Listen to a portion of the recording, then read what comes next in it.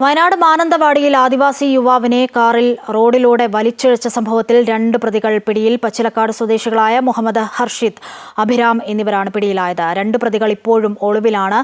പനമരം സ്വദേശികളായ വിഷ്ണു, നബീൽ എന്നിവരാണ് ഇനിയും പിടികൂടാനുള്ളത്. മാനന്തവാടി മെഡിക്കൽ കോളേജിൽ ചികിത്സയിലുള്ള മാദനെ പട്ടികജാതി പട്ടികവർഗ വകുപ്പ് മന്ത്രി OR കേളു സന്ദർശിച്ചു.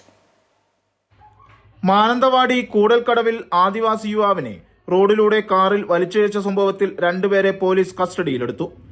കണിയാമ്പറ്റ സ്വദേശികളായ ഹർഷിദ്, അഭിറാം എന്നിവരാണ് പിടിയിലായത്. ബംഗളൂരുവിൽ നിന്ന് വന്ന ബസ്സിൽ നിന്നും കൽപ്പറ്റയിൽ വച്ചാണ് മാനന്തവാടി പോലീസ് 2 പേരെയും അറസ്റ്റ് ചെയ്തത്. കേസിലെ മറ്റു പ്രതികളായ പനമരം സ്വദേശികളായ വിഷ്ണു, നബീൽ എന്നിവരെ കണ്ടെത്താനുള്ള ശ്രമം പോലീസ് ഊർജിതമാക്കിയിട്ടുണ്ട്. ഇവർ നിലവിൽ ഒളിവിലാണെന്നാണ് പോലീസ് പറയുന്നത്. ഇവരുടെ ബന്ധുക്കളുടെയും സുഹൃത്തുക്കളുടെയും വീടുകളിൽ കഴിഞ്ഞ ദിവസം പോലീസ് പരിശോധന നടത്തിയിരുന്നു. അതേസമയം പരിക്കേറ്റ് മാനന്തവാടി മെഡിക്കൽ കോളേജ് ആശുപത്രിയിൽ കഴിയുന്ന മാദനെ മന്ത്രി OR കേളു സന്ദർശിച്ചു. സംഭവത്തിൽ കർശന നടപടിക്ക് ശുപാർശ ചെയ്തിട്ടുണ്ടെന്നും മന്ത്രി പറഞ്ഞു. പ്രതികൾക്കെതിരെ വധശ്രമത്തിനാണ് കേസ് രജിസ്റ്റർ ചെയ്തിരിക്കുന്നത്. അമൃത ന്യൂസ്, വയനാട്.